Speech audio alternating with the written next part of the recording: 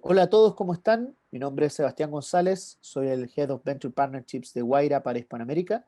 Quiero invitarlos el día de hoy a hablar de Corporate Venturing. Corporate Venturing es cómo las grandes empresas en América Latina están innovando con startups y cómo eso les está permitiendo cambiar sus negocios y acelerar sus procesos de transformación. Así que bienvenido. Hola, ¿cómo están? ¿Cómo les va? Bueno, primero quisiera agradecer por la invitación. Muy contento de poder estar acá, contarles de este tema que para nosotros es tan clave, tan interesante, que es cómo se vinculan las grandes empresas con las startups y cómo ese tipo de vinculaciones están cambiando la forma de hacer negocios en América Latina, en el mundo también, obviamente, y cuáles son esos pequeños detalles que las grandes empresas tienen que tener, darse, ¿cierto?, con estas startups. Entonces, quisiera comenzar un poco mi presentación con una lámina motivacional, ¿ya? Cuando hablamos, ¿cierto?, de vínculo entre estos grandes corporativos y las startups, a mí se me viene rápidamente a la mente esta analogía, ¿ya? Que es cómo hacemos, ¿cierto?, que un elefante, ¿cierto?, un animal grande, pesado, ir de manera virtuosa, ¿cierto?, con animales que son mucho más frágiles, que son mucho más rápidos, que son las gacelas. Durante esta presentación vamos a hablar de algo que llamamos el corporate venturing, y el corporate venturing precisamente es eso, cómo se relacionan, ¿cierto?, los elefantes con las gacelas de una manera virtuosa, ¿cierto? Y cómo esas relaciones hoy día están creando nuevos negocios, nuevas formas de relacionamiento, nuevos productos, nuevos servicios, y están permitiendo que las empresas puedan innovar mucho más rápido, de manera mucho más... Solo contarles rápidamente de dónde vengo. Yo soy parte de Guaira, y Guaira es el área de innovación abierta de Grupo Telefónica a nivel global. Nuestro mantra, ¿cierto? Nosotros nos vemos o nos gustaría vernos como el hub tecnológico de innovación abierta más grande, conectado, global del mundo, y un poco cuando desarrollamos toda nuestra estrategia, perseguimos ese objetivo.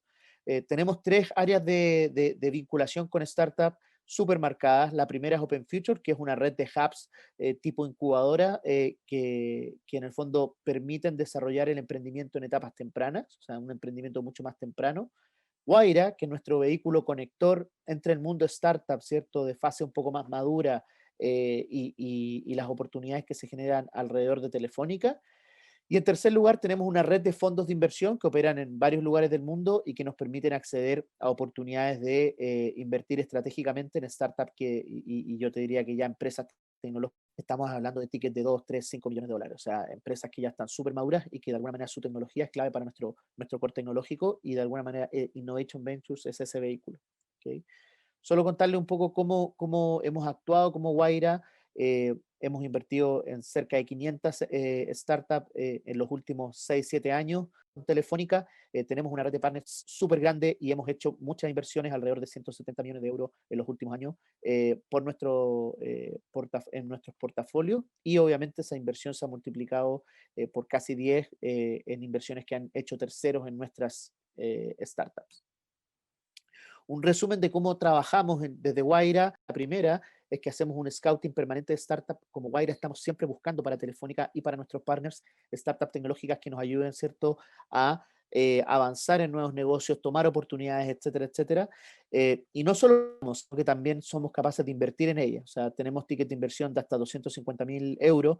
En promedio estamos invirtiendo entre 100 y 150 en tickets que nos permiten entrar en series semilla y trabajar con esas empresas en sus etapas ya de desarrollo y escalamiento. El tercer punto, yo creo que es uno de los puntos clave de cómo nosotros operamos, que es lo que llamamos el FIT, que es Telefónica para desarrollar nuevas oportunidades de negocio y crear, ¿cierto?, también oportunidades para nuestros aliados. Tenemos una serie de iniciativas para crear también ecosistemas de APIs abiertos. Muchas de nuestras tecnologías son tecnologías que pueden ser adoptadas fácilmente por startups, tecnologías ligadas a los temas de blockchain, de Internet de las Cosas, etcétera. Y abrimos también nuestro core tecnológico a través de APIs para que emprendedores puedan utilizar nuestras tecnologías. Y finalmente, todo el trabajo que hacemos con partners, alianzas, somos una empresa generalista, nos gusta la tecnología, pero siempre buscamos aliados para entrar en industrias específicas que creemos que tienen potencial, como la industria agro, etcétera, etcétera. Acá un resumen de quiénes son nuestro portafolio en Hispanoamérica, un resumen también de las empresas con las que estamos trabajando, hemos trabajado. Parte de nuestro rol es ayudar a muchas de estas empresas a crear sus propios vehículos de innovación abierta y a conectarse de manera mucho más simple con emprendedores. ¿Y cómo podemos enfrentar esta nueva realidad? Lo primero que les quiero contar es algo que probablemente ustedes ya saben, y que si nosotros miramos cómo ha sido la evolución de las empresas más importantes del mundo en un periodo de 10 años, ¿cierto? Entre el 2007, que fue justo el año previo al boom, ¿cierto? De todos los servicios mobile y de todas estas aplicaciones que hoy día están llevándose al mercado.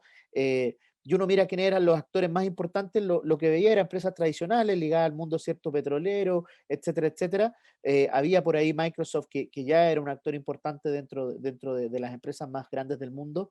Pero si uno mira lo que pasa 10 años después, lo que terminó ocurriendo en que solo 10 años cambió completamente, en el fondo, quién es el liderazgo mundial. Eran empresas de rubro extractivo, ¿cierto? De recursos naturales, y el 2017 eran solo empresas tecnológicas, y las empresas que eran líderes pasaron obviamente a mantener un puesto importante dentro del ranking global de empresas, pero ya no eran las top. Entonces, eso nos dice algo, o sea, que hay un cambio un poco en quiénes son los que hoy día están llevando el juego. Y si uno eso lo lleva a entender cómo ocurrió esto, y este gráfico a mí me gusta mucho porque esto lo que hace es que compara en empresa versus, y lo que tenemos es que existen muchas empresas que tienen menos de 20 años y que hoy día son iguales o incluso más valiosas que las empresas tradicionales como Coca-Cola, Ford, 3M, Bayer, Toyota, incluso Telefónica. Entonces, hay ahí también, en el fondo, una llamada de atención. ¿Qué es lo que está ocurriendo? Que todo este grupo, este enjambre de compañías que no existían, hoy día se están tomando el mercado de una manera mucho más rápida. ¿Qué es lo que ocurrió? ¿Ya?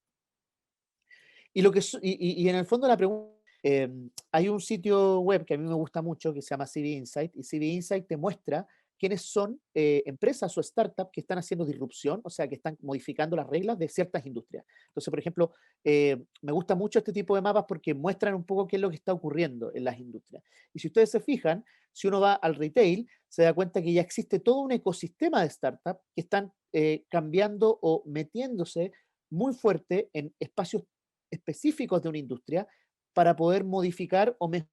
Teníamos que un retail se llevaba toda la torta, ¿cierto? Veía la parte logística de productos, de categorías de productos, la tecnológica, etcétera. Pero ya si uno ve un retail, detrás de ese retail hay un montón, una serie de startups que están haciendo que ese retail mejore. Y por lo tanto, el retail tradicional, por un lado, está accediendo a nuevas oportunidades, pero también se está viendo amenazado. Ahora, si yo llevo eso de retail a los servicios financieros, está ocurriendo lo mismo, ¿ya? Una serie de startups que están haciendo disrupción en el mercado financiero, bancos, por ejemplo, a abrir su core tecnológico, a crear nuevos productos y servicios mucho más rápido. Entonces, hay una amenaza permanente. Y eso lo podemos llevar a mercados de capitales, a finanzas, a educación, a salud, etcétera. Lo que estamos viendo, agricultura, alimentos, es que cada industria en el mundo, ¿ya?, está siendo cambiada en términos de reglas por las startups. Y si ustedes se dan cuenta, prácticamente no existe ninguna industria que no sea amenazada por estas nuevas startups, estos nuevos emprendedores que están identificando pequeñas fallas en el mercado y están desarrollando productos específicos. Ya no tenemos esta lógica de la cadena de valor completa, sino que en pequeñas partes de la cadena de valor hay tipos haciendo las cosas muy bien. Entonces la pregunta es, ¿qué hacemos las empresas grandes? Y un poco el desafío, y lo que yo contaba al principio, es que el elefante ya no puede evitar que vengan las gacelas. Y lo que tenemos que hacer entonces es que el elefante aprenda a bailar con las gacelas sin pisarlas. Para el ecosistema, como dice ahí, sino que es clave para el desarrollo económico y para la supervivencia, en muchos casos, de las mismas empresas. Y por lo tanto, ¿cierto? Las empresas que no sean capaces de innovar de manera colaborativa y de manera sostenible en el tiempo, se preguntarán, bueno, aquí esto es una imagen un poco tétrica, ¿cierto? Quizás fuerte sobre lo que podría ocurrir. Pero si ustedes miran ese dragón hoy día tiene un nombre, ¿cierto? Hoy día ese dragón existe, ¿ya? Y hoy día se llama COVID-19. Entonces, ¿cuántas empresas no vieron venir al dragón o cuando el dragón vino no estaban preparadas para este cambio? ¿Cuántas empresas tuvieron que en un periodo de 2 semanas dejar de atender a sus clientes? Un poco tiene que ver con eso, ¿ya? Y las startups tienen soluciones que permiten que ese tipo de cambios se puedan adaptar de manera mucho más rápida. Y ahí es cuando llegamos, ¿cierto?, a hablar de corporate venturing. Y el corporate venturing son los mecanismos, es súper simple, son los mecanismos que utilizan las empresas grandes y establecidas para generar innovación a través de colaborar con startups, ¿ya? Entonces, si uno se pone un poco teórico, no quiero entrar como mucha teoría, pero si uno mira todo el tema de innovación abierta, son cómo las empresas de alguna manera colaboran para innovar, esto es cómo las empresas colaboran específicamente con startups. ¿ya? Hay colaboración entre empresa y Estado y gobierno, hay colaboración entre... ¿Y por qué decimos que esta colaboración es súper potente? Porque precisamente las fortalezas de una son las debilidades del otro. O sea, una empresa puede aportar vía corporate venturing a una startup acceso a mercado, conocimiento de clientes, eh, redes de contacto de partners, un respaldo de marca importante, etcétera. Y las startups pueden aportarle a la corporación con agilidad, capacidad de generar nuevas ideas, equipos súper motivados, rápido potencial de crecimiento, escalamiento, etcétera, etcétera. Por lo tanto, hay un match ahí natural que si somos capaces de encauzarlo de buena manera, puede ser súper positivo para ambas partes. Y lo importante es eso. Esto significa que son relaciones que son beneficiosas para ambas partes. Hoy día las empresas están utilizando, identificamos que existen herramientas ya formales, ¿cierto? Se habla, ¿cierto?, de corporate venture capital, de aceleradoras, de empresas que están desarrollando hackathons, de empresas que desarrollan modelos de partnerships, etcétera, etcétera, ¿ya? Ahora, sin querer profundizar mucho en los nombres y qué significa cada uno, solo les quiero contar que las empresas toman decisiones de cómo relacionarse con startups en base principalmente a tres tipos de variables. La primera es qué tipo de etapa de desarrollo quieren. Lo segundo, capital requiere. O sea, hay iniciativas para vincularse con startups que requieren poco capital, como por ejemplo organizar una hackathon, y hay obviamente iniciativas que requieren mucho capital, como por ejemplo comprarse una startup, ¿ya? Entonces hay ahí como esos niveles. Y la tercera variable es cuánto tiempo necesita la corporación para poder ver resultados, ¿ya? Entonces, hay obviamente resultados de largo plazo y resultados de mediano plazo. En innovación abierta no existe el corto plazo, ¿okay? Eso es importante. Y por lo tanto, tenemos empresa. Y aquí voy a entrar un poquito más en detalle. El primero es algo que nosotros le llamamos vehículos que permiten generar deal flow, o sea, algo que me permite conocer startups, acceder al mundo de las startups, ¿ya? El segundo son vehículos que me permiten hacer negocio y el tercero son vehículos que me permiten invertir. Entonces, si uno pregunta, ¿qué es lo que están haciendo las grandes empresas con las startups? Lo primero que están haciendo es entendiéndolas, lo segundo es creando negocio y el tercero es invirtiendo, porque también son inversiones que tienen súper buenos retornos. Entre esa lámina que yo les mostraba la evolución entre el 2007 y el 2017, si ustedes miran cuáles son las firmas que invierten en startups, son además las firmas más grandes del mundo. Entonces existe una especie de correlación entre el éxito que puede tener una compañía y qué tan abiertas al ecosistema son, ¿ya? Independiente de que esa correlación hoy día no está como demostrada, pero de alguna manera se lee que las empresas más grandes del mundo además son las que más invierten en startups. Pero eso no solo es para empresas tecnológicas. Desde el 2018 empezó un boom importante en que empresas de rubros empezaron a invertir mucho más activamente en startups, empresas del rubro, por ejemplo, agro, alimentos, retail, servicios financieros, etcétera, etcétera. Y si uno mira cómo ha sido esta evolución en el tiempo, lo importante es que cada año la inversión en startup que viene de corporativos ha ido aumentando. Hoy día tenemos algo así como $1 de cada $4 que se invierte. Pero la pregunta, o lo que no sabíamos, es cómo esto se está dando en América Latina, ¿ya? Y ahí, en el fondo, lo que hicimos como Guaira fue crear una especie de iniciativa que le llamamos Corporate Venturing Latam, que busca conectar el ecosistema de corporate venturing, ¿cierto?, en América Latina, ¿ya? O sea, no sabíamos qué es lo que estaba pasando y lo que empezamos a hacer, o nuestra primera iniciativa fue tratar de mapear qué es lo que estaba ocurriendo en la región. Hicimos un reporte del 2018 con cerca de 2000 startups y a partir de eso nos dimos cuenta que este era un fenómeno real que estaba ocurriendo y que teníamos que de alguna manera entenderlo mucho mejor para saber cómo América Latina podía potenciar el corporate venturing. Lo que hicimos este año fue lanzar un segundo reporte. Ese reporte está disponible en corporateventuringlatam.com y les quiero contar rápidamente cuáles fueron los principales resultados de esto. Tenemos buenas y malas noticias. Yo creo que la buena noticia es que existen muchas iniciativas de corporate venturing corriendo en América Latina. Y estas iniciativas están concentradas principalmente en 6 países, ¿cierto? Brasil, México, Colombia, Argentina, Chile y Perú, ¿ya? Eso quiere decir que ahí se concentra la mayor actividad, pero de todas maneras existe actividad en otros países, pero mucho menor. Yo creo que la buena noticia era esta, y la mala noticia es que si nosotros comparamos el nivel de adopción de corporate venturing, ¿cierto?, en las empresas, opción que existe, ¿cierto?, en ecosistemas más desarrollados. Estamos hablando que en Estados Unidos el 75% de las empresas invierten en startups, las empresas grandes, y en América Latina solo un 16% de las empresas grandes están desarrollando actividades de corporate venturing. Les contaba cuáles eran las geografías principales. Obviamente Brasil es por lejos uno de los países que mayor cantidad de Colombia, y luego viene Chile, Argentina y Perú. Chile, Argentina en un grupo, yo diría como separado, todavía con muchos desafíos de incrementar esta actividad.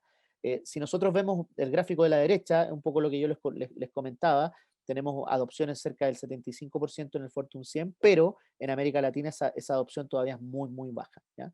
A pesar de que tenemos importantes avances, por ejemplo, en Brasil, en México, en Colombia, aún en términos relativos al número de empresas que existen en esos países, la adopción es baja. O sea, hay un desafío de aumentarla mucho más.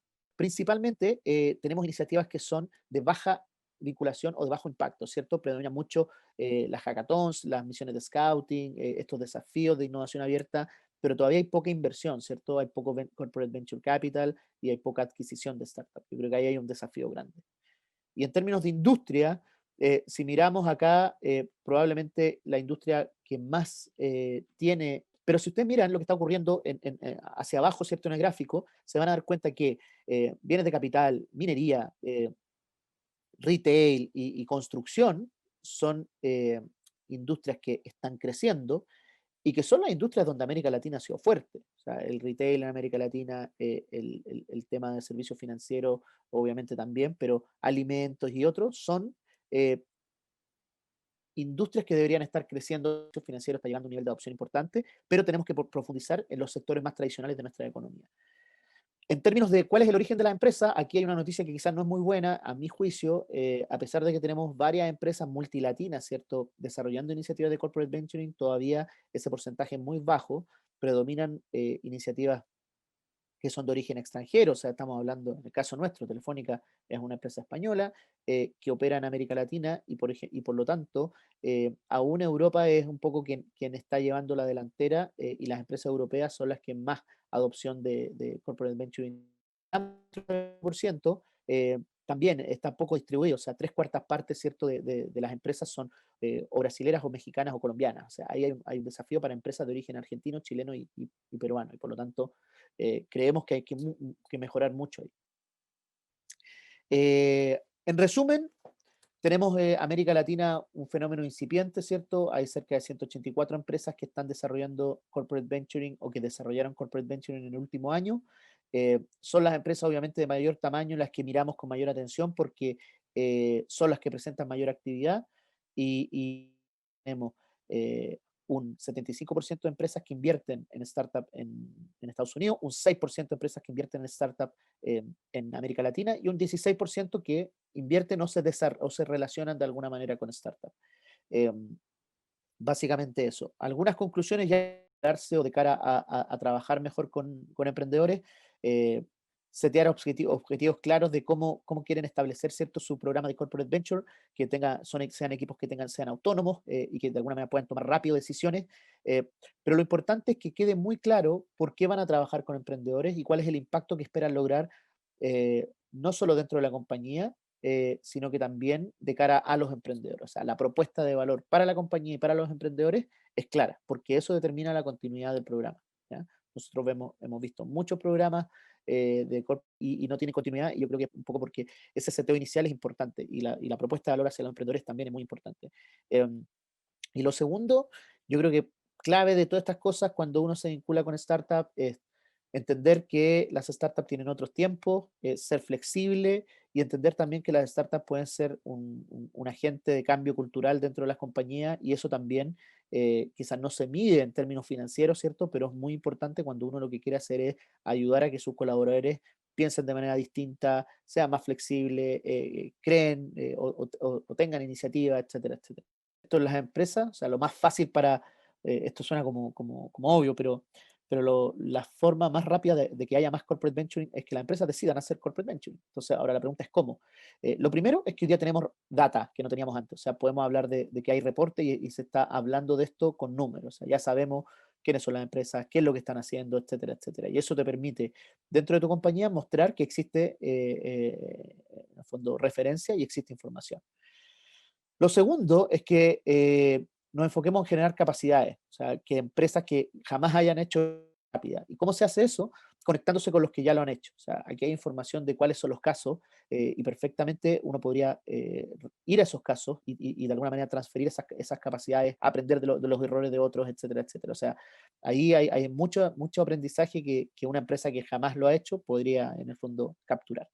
Y lo tercero es crear pilotos para desarrollar estas plataformas de innovación abierta. O sea, decir, mira, vamos a elegir este tema en particular y vamos a buscar startups.